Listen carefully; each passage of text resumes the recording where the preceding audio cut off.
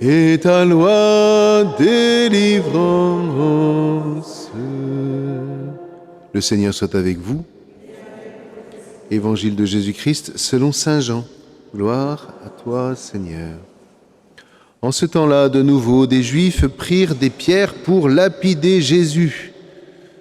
Celui-ci reprit la parole. « J'ai multiplié sous vos yeux les œuvres bonnes qui viennent du Père. Pour laquelle de ces œuvres voulez-vous me lapider ?» Ils lui répondirent « Ce n'est pas pour une bonne œuvre que nous voulons te lapider, mais c'est pour un blasphème. Tu n'es qu'un homme et tu te fais Dieu. » Jésus leur répliqua « N'est-il pas écrit dans votre Torah, j'ai dit, vous êtes des dieux ?» Elle les appelle donc des dieux, ceux à qui la parole de Dieu s'adressait, et l'écriture ne peut pas être abolie. Or, celui que le Père a consacré et envoyé dans le monde, voilà que vous lui dites, tu blasphèmes parce que j'ai dit, je suis le Fils de Dieu. Si je ne fais pas les œuvres de mon Père, continuez à ne pas me croire. Mais si je les fais, même si vous ne me croyez pas, croyez les œuvres. Ainsi vous reconnaîtrez de plus en plus que le Père est en moi et moi dans le Père. Eux cherchaient de nouveau à l'arrêter, mais il échappa à leurs mains. Il repartit de l'autre côté du Jourdain, à l'endroit où, au début, Jean baptisait, et il y demeura. Beaucoup vinrent à lui en déclarant « Jean n'a pas accompli de signe, mais tout ce que Jean a dit de celui-ci était vrai. » Et là, beaucoup crurent en lui. Acclamons la parole de Dieu. Louange à toi, Seigneur Jésus.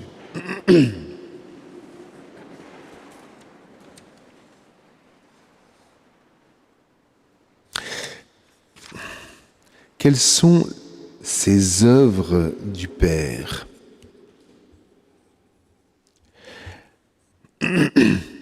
Les œuvres du Père sont des œuvres de vie. C'est-à-dire que l'œuvre du Père, c'est de mettre de la vie partout où la mort menace. Vous voyez, ça pose la question difficile qu'on va traiter en 3 minutes, mais c'est pas grave. Du mal, du bien et du mal.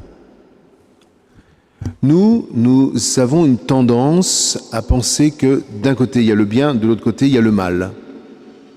Nous avons aussi souvent tendance à penser que nous sommes du côté du bien et que les autres sont du côté du mal. Mais c'est pas si simple. C'est pas si simple parce que vous voyez bien que dans la vie, bien et mal sont entremêlés, obligatoirement. C'est complètement entrelacé. On voit bien que quelquefois vous faites des actes que vous pensez bons, mais pour d'autres, ça va leur faire mal. Et de même, quelquefois, vous faites mal, et puis de ce mal, Dieu va sortir un bien. Est-ce que c'est si simple? Vous voyez? Donc les deux sont entremêlés. Mais ce que nous apprenons précisément de l'œuvre de Dieu, c'est que de tout mal, c'est saint Paul qui le dira, de tout mal, Dieu peut faire sortir un bien. Voilà. Et c'est précisément le sens, me semble-t-il, le plus profond de la dernière demande du Notre Père. Délivre-nous du mal, c'est-à-dire que dans notre vie, nous vivons des choses qui nous font mal et nous demandons au Père d'œuvrer en nous, non pas pour écarter ce mal, mais pour que de ce mal puisse sortir un bien. Vous voyez? Et là, on ne parle pas des catastrophes, etc. Encore que je connais des personnes qui ont vécu des catastrophes et qui, très mystérieusement, en Dieu, en sortent quelque chose qui les fait vivre, quelque chose qui les relance dans l'existence. C'est tout à fait étonnant. Regardez, alors on va prendre l'exemple contemporain, comment elle s'appelle? Anne-Delphine Julian, c'est ça? Qui a perdu 3 enfants. Et qui, au moment des obsèques de son fils, avec son mari, plonge en Dieu pour déposer ce qui se passe dans le cœur de Dieu et être disponible à la vie que Dieu, très mystérieusement, va pouvoir en faire jaillir. Délivre-nous du mal n'a jamais voulu dire « Fais Seigneur que je n'ai plus jamais mal ». En revanche, ça veut profondément dire lorsque je suis dans une situation de mort, Seigneur, fais jaillir la vie. Et donc c'est à ça que normalement un chrétien se prépare. Regardez les œuvres de Jésus pendant l'Évangile. Qu'est-ce qu'il a fait? Les œuvres là où il y avait la mort, c'est-à-dire tous les aveugles, les paralytiques, etc., il a fait jaillir la vie. Mais ça ne veut pas dire que les personnes qu'il a guéries n'ont plus du tout pensé qu'avant... Non, ça fait partie de leur histoire. Leur maladie faisait partie de leur histoire.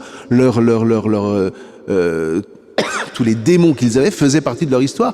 Et tout d'un coup, à partir de là, on va dire les choses par je pense tout à coup à cet homme qui court dans la Décapole, qui court parmi les tombes et qui va agresser Jésus. Et Jésus va le libérer des démons. S'il n'avait pas eu ces démons, il n'aurait jamais rencontré Jésus. Et de sa rencontre avec Jésus, un bien plus grand va jaillir. De sorte qu'ensuite le Seigneur lui dit « Va et témoigne ». Témoigne de quoi? Il m'a délivré du mal. Et je rends grâce à Dieu, c'est très mystérieux, mais vous voyez, il faut arriver jusque-là. Je rends grâce à Dieu d'avoir vécu ce que j'ai vécu, même si ça m'a fait mal, car de ce mal, Dieu a pu faire jaillir un bien. Et c'est comme cela qu'il m'a délivré du mal. Ouais? C'est... Voilà. Vous voyez, on sort ici de cette espèce de manichéisme ou de cette prière trop facile qui voudrait qu'on demande au Seigneur « Oh, fais que j'ai plus mal ». Mais non, c'est pas ça. Et ce que fait Jésus, ce pourquoi d'ailleurs on va le lui reprocher, c'est que précisément, il montre que partout où il y a le mal, que ce soit en Shabbat ou je sais pas quoi, il délivre. Et ultimement, il va rentrer dans la mort qui est le mal absolu pour nous en délivrer, pour qu'un bien plus grand en sorte. Étonnant. Et puis je terminerai simplement par cette remarque dans l'Évangile. Pourquoi est-ce que les pharisiens ont du mal à comprendre qui est Jésus? Parce que pour lui, il est un homme qui se fait Dieu, alors qu'en réalité, il est Dieu qui se fait homme.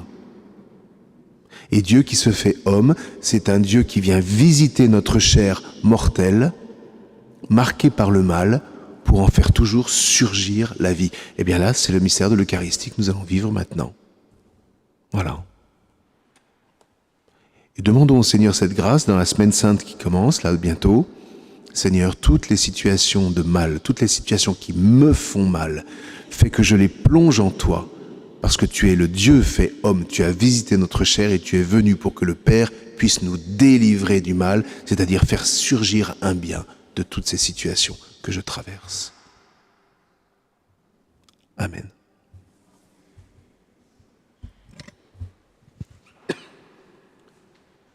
Sauve-moi, mon Dieu, les eaux submergent mon âme, les eaux submergent mon âme.